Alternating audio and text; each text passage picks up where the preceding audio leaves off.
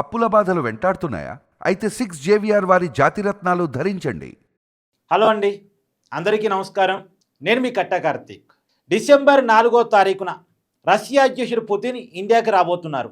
మన దేశ రాజధాని ఢిల్లీకి 4వ తారీఖున చేరుకుంటారు.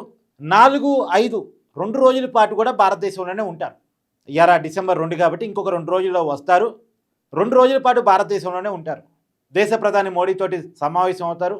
అనేక రకాల అంశాల మీద రష్యాకు మనకి ఒక అవగాహన రాబోతూ ఉంది.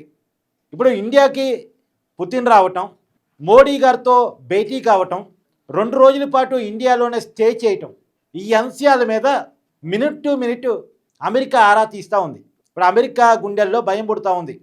ఎక్కడ భారతదేశం రష్యాతో ఎక్కువగా సావాసం చేసిద్దో, ఎందుకు మనం రష్యాతో ఎక్కువ సావాసం చేయటం మీద అమెరికాకు కంటగింపు.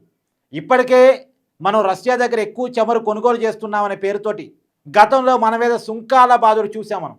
ట్రంప్ ఎప్పుడైతే మన మీద ఎక్కువ సుంకాలు ట్రంప్ మోపాడో, మన దేశం మీద విరుచుకుపడ్డాడో, మనం ఏమాత్రం తగ్గకుండా షాంఘై కోఆపరేషన్ సొసైటీ సమ్మిట్కు చైనా వెళ్ళాం. చైనాలో చైనా అధ్యక్షుడు జింపింగ్ తోటి, రష్యా అధ్యక్షుడు పుతిన్ తోటి మోడీ గారు దిగిన ఫోటో ట్రంప్ను ఎంత కలవరానికి గురి చేసిందో మనం చూసాం. ప్రెస్ స్టేషన్లో మీ అందరి డెడ్ ఎకనమీసు, మీరందరూ కలిసి మునిగిపోండి, ఇలా ఫ్రస్ట్రేటెడ్ మాటలు మాట్లాడారు. ఒక అధ్యక్షుల్లా కాకుండా సగటు మనిషిలా ప్రెస్ స్టేషన్లో ట్రంప్ ఆ రోజుల్లో ఏం మాట్లాడారో కూడా మీ అందరికీ తెలుసు. ఇప్పుడు కూడా రష్యా అధ్యక్షుడు భారతదేశ పర్యటనకి రావటం కొంత అమెరికాకి కంటగింపుగా ఉంది. కాకపోతే మనం క్లియర్గా ఉన్నాం. మనం రష్యా అధ్యక్షుడు మన దేశానికి వస్తున్నారు కాబట్టి వన్ సైడ్గా రష్యాతో లేము, అలానే వన్ సైడ్గా అమెరికాతో ఉండబోము. మనం మన డిప్లొమసీ ప్రకారం మన అవసరాల మేరకు మన దేశ ప్రజల భద్రత అవసరాలు కారణాలు కేవలం మన రీజన్స్ని బట్టి ఏ దేశంతో ఎంతవరకు ఉండాలో అంతవరకు ఉంటాం. ఇప్పుడు అమెరికాకి రష్యాకి సైద్ధాంతికంగా 100 విభేదాలు ఉండొచ్చు. రష్యా ఉక్రెయిన్ యుద్ధంలో అమెరికా ఉక్రెయిన్ వైపు ఉండొచ్చు, రష్యా ఉక్రెయిన్ మీద దాడి చేస్తున్న దేశం అయి ఉండొచ్చు. అవి ఆయా దేశాల అంతరంగిక వ్యవహారాలు, మనకు సంబంధం లేని వ్యవహారాలు. మనం ఏ దేశానికైనా చెప్పేది ఏంటంటే, ఇప్పుడున్నటువంటి ఎకనామిక్ సిచ్యువేషన్స్లో, ఇప్పుడున్నటువంటి పరిస్థితుల్లో ఏ దేశం మీద ఇంకో దేశం దాడి చేయడం కరెక్ట్ కాదు. శాంతి మాత్రమే అంతిమ మార్గం. ఏ విషయానైనా కూర్చొని చర్చలతో పరిష్కరించుకోవాల్సిందే అనేది మనం ఉక్రెయిన్కైనా బోధిస్తాం, రష్యాకైనా బోధిస్తాం. ఇంకే దేశాల మధ్య యుద్ధం జరిగినా మన విధానం అలానే ఉంటుంది. నిజానికి అమెరికాకి రష్యాకి మధ్య సైద్ధాంతిక విభేదాలు ఉన్నాయి. రష్యానేమో ఒకప్పుడు సోవియట్ యూనియన్గా ఉండేది, ఎర్ర జెండా కమ్యూనిస్టు విధానంతో ఉండేది. అమెరికా, బ్రిటన్ ఇవన్నీ పెట్టుబడిదారీ దేశాలు. ఈ 2 దేశాలకి మధ్య సైద్ధాంతిక విభేదాలు గట్టిగా ఉండేవి. ప్రపంచంలో చాలా దేశాలు, కొన్ని దేశాలు రష్యా పక్కన ఉండే, కొన్ని దేశాలేమో ఈ పెట్టుబడిదారీ దేశాల పక్కన ఉండే. కానీ మనం ఎప్పుడూ కూడా అలీన విధానం అనే 3వ ప్రపంచాన్ని సృష్టించాం. అంటే సమాంతర ప్రపంచాన్ని. ఈ 2 యూనియన్స్ మధ్య, 2 దేశాల మధ్య, 2 కూటమిల మధ్య ప్రచ్ఛన్న యుద్ధం ఉన్న సమయంలో, యుద్ధ వాతావరణం ఉన్న సమయంలో అది కరెక్టు కాదు, శాంతి మాత్రమే మార్గం అని చెప్పి అలీన విధానాన్ని ప్రకటించిన దేశం భారతదేశం. ఒకవైపు రష్యా, ఇంకోవైపు అమెరికా. ఈ 2 కూటములు చాలా బలవనంగా ఉన్నప్పుడే 3వ ఆల్టర్నేటివ్గా అలీన విధానాన్ని ప్రపోజ్ చేసిన వ్యక్తులు మనం ఖచ్చితంగా శాంతిని మాత్రమే నమ్ముకున్న దేశం. ఇప్పుడు మనకి అమెరికా కావాలి, రష్యా కావాలి. సరే, రష్యాలో అంటే ఇంత ముందులాగా సోవియట్ యూనియన్ కాదు, ఇప్పుడు అది పడిపోయింది, అది విడిపోయింది. ఇప్పుడు రష్యాగా మిగిలింది. ఇప్పుడు రష్యా సరే అప్పటికి కూడా కొంత లెఫ్ట్ విధానాలతోనే, కొంత మారినటువంటి పరిస్థితుల్లో తన విధానాన్ని కొంత సవరించుకొని కొంత లెఫ్ట్ ఆలోచనతో ముందుకెళ్తూ ఉంటుంది. ఇప్పటికీ అమెరికాకి రష్యాకి మధ్య సైద్ధాంతిక భేదాలు ఉంటాయి. అది వాళ్ళ వ్యవహారం మాత్రమే, మనకు సంబంధం లేని వ్యవహారం. మనం ఎగుమతులు దిగుమతుల విషయంలో ఎవరి విషయంలో ఎంతవరకు ఉండాలో అంతవరకు ఉంటాం. మనం అప్పట్లో అమెరికా మనమే చేసిన అభియోగం ఏంటి? పూర్తిగా రష్యా దగ్గర ఆయిల్ కొంటున్నాము. ఎస్, రష్యా దగ్గర చౌకగా వస్తుంది, కొన్నాం. అమెరికా కొనొద్దని మనకు చెప్పడానికి ఎవరు? కొన్నాం. తర్వాత రష్యన్ కంపెనీ మీద అమెరికా ఆంక్షలు పెట్టినప్పుడు, అవి దిగుమతి చేయడానికి ఇబ్బంది పడ్డప్పుడు మనకి ఆప్షన్ లేక మళ్ళీ అమెరికా దగ్గర మనం కొంటున్నాం. అంటే పరిస్థితులను బట్టి మనం ఉంటాం తప్ప ఒకరి దగ్గరే కొంటాం, ఒకరితోనే ఫ్రెండ్షిప్ చేస్తాం అనేది మన విధానం కాదు. ఎందుకు రష్యా దగ్గర కొన్నాం? మనకి చౌకగా వస్తుంది. మన చౌకగా వచ్చినప్పుడు మన ప్రజలకి క్రూడ్ ఆయిల్ ధరలు పెరగకుండా కాపాడుకోగలం. సరే, చౌకగా ప్రభుత్వాలు ఇవ్వకపోయినా ఉన్న ధరలు స్థిరీకరణ అవుతాయి. చౌకగా వచ్చి ధరల స్థిరీకరణగా ప్రజలకు అందుబాటులోకి పెట్రోల్, డీజిల్, క్రూడ్ ఆయిల్ తీసుకొచ్చినప్పుడు ప్రభుత్వానికి ఆదాయం మిగిలింది. ప్రభుత్వం వేరే రంగం మీద దాన్ని ఇన్వెస్ట్ చేసింది. అంతిమంగా ఇండియాకి లాభం. మనం మన లాభాన్ని ఆలోచించుకున్నాం, మన ప్రజల లాభాన్ని ఆలోచించుకుంటాం. అంతేగాని కేవలం రష్యా పట్ల ఉన్న ఇష్టంతో మనమేమి చమురు కొంటాం కాదు, అమెరికా పట్ల వ్యతిరేకతతో కొంటాం కాదు, మనకు ఆ ఆలోచన లేదు. కాకపోతే రష్యా మనకి ఎప్పటి నుంచో మిత్రుడు.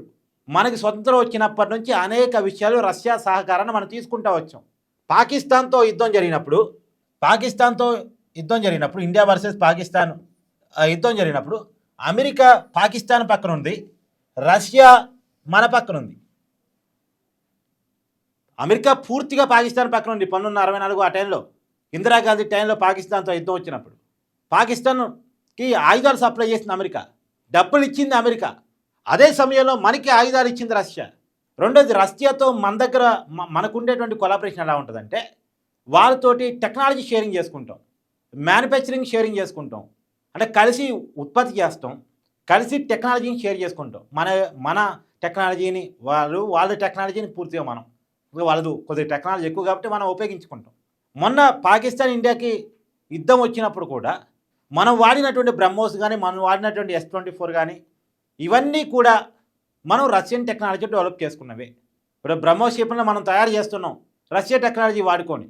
ఇప్పుడు మనం సొంతంగా అంటే రష్యా టెక్నాలజీని వాడుకొని సొంతంగా తయారు చేసే కెపాసిటీని తెచ్చుకోగలిగినాం. లక్నోలో మ్యానుఫ్యాక్చరింగ్ యూనిట్ పెట్టుకున్నాం. మనం ఇతర దేశాలకి దిగుమతి చేసే స్థాయికి వెళ్ళాం. ఆ మేరకు రష్యా మనకు కోఆపరేట్ చేస్తూ ఉంటుంది, ఆ మేరకు రష్యా మనకు ఉపయోగపడుతూ ఉంటుంది. కాబట్టి రష్యా ఫ్రెండ్షిప్ని కేవలం అమెరికా కోసం మనం వదులుకోలేం. రష్యాతో మనకుంది చాలా లాంగ్ రిలేషన్షిప్. పాకిస్తాన్తో జరిగిన ప్రతి యుద్ధంలో మనతో ఉన్నది రష్యా. ఈ రోజుకి అమెరికా డబల్ గేమ్ ఆడిద్దాం కానీ రష్యా డబల్ గేమ్ ఆడదు. మొన్న కూడా పాకిస్తాన్కి ఆయుధాలు ఎక్కడి నుంచి వచ్చాయి? అయితే చైనా లేదా అమెరికా. మనతో యుద్ధం చేయడానికి ఆయుధాలు ఎక్కడి నుంచి వచ్చాయి? అయితే చైనా లేదా అమెరికా. మొన్న కూడా IMF నుంచి 1000 కోట్ల రూపాయల నిధుల్ని పాకిస్తాన్కి అమెరికా ఇప్పించింది. పాకిస్తాన్ ఆ నిధులు దేనికి వాడిద్దో అమెరికాకు తెలియదా? ఉగ్రవాదానికి వాడిద్ది, సైన్యానికి మాత్రమే వాడిద్ది, ప్రజల కోసం వాడదు అన్న విషయం అమెరికాకు తెలియదా? తెలుసు కూడా ఇప్పించింది. ఇంకో దేశం మీద అణ్వాయుధాలని పేరు చెప్పేదారు విరుచుకు పడితే యుద్ధానికి వెళ్ళేది అమెరికా. కానీ పాకిస్తాన్ మా దగ్గర అణ్వాయుధాలు ఉన్నాయి, మేము భారతదేశంలో వేస్తామని అమెరికా గడ్డ మీద నుంచి పాకిస్తాన్ ఆర్మీ చీఫ్ మునీర్ ప్రకటన చేస్తే కనీసం స్పందించలే. పైగా అదే ఆర్మీ చీఫ్ మునీరు ట్రంప్ అధ్యక్ష భవనంలోకి పోయి ట్రంప్తో భేటీ అవుతాడు. ఒక దేశ ఆర్మీ చీఫ్ అమెరికా అధ్యక్షుడితో భేటీ అవుతారా జనరల్గా? ఒక దేశ అధ్యక్షుడు ఇంకో దేశ అధ్యక్షుడితో భేటీ అయ్యారంటే వేరు. Pakistan prime minister America white హౌస్లోకి వెళ్ళి ట్రంప్ గారితో భేటీ అయ్యారంటే అది డిఫరెంట్. కానీ మునీరు పోవటం ఏంటి? ఎవరు మునీరు? ఒక ఆర్మీ చీఫ్ వెళ్ళి అమెరికా అధ్యక్షుడితో భేటీ కావటం ఏంటి? ఆ ప్రయారిటీ అమెరికా పాకిస్తాన్కి ఇస్తూ వస్తుంది.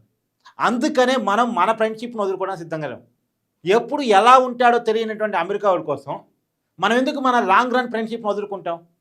అలాగని అమెరికా పట్ల వ్యతిరేక భావం ఏమీ లేదు మనకి. అమెరికాతో ఉండాల్సిన వరకు ఉంటాం, అంటగాగం అంతే. మనం అంటగాగటం ఉండదు ఒకళ్ళతోటి. ఎంతవరకు ఉండాలో అంతవరకు ఉంటాం, ఎలా ఉండాలో అలా ఉంటాం. ఏది ఏమైనా పరిస్థితులను బట్టి ముందుకెళ్ళాలనేది మన ఆలోచన.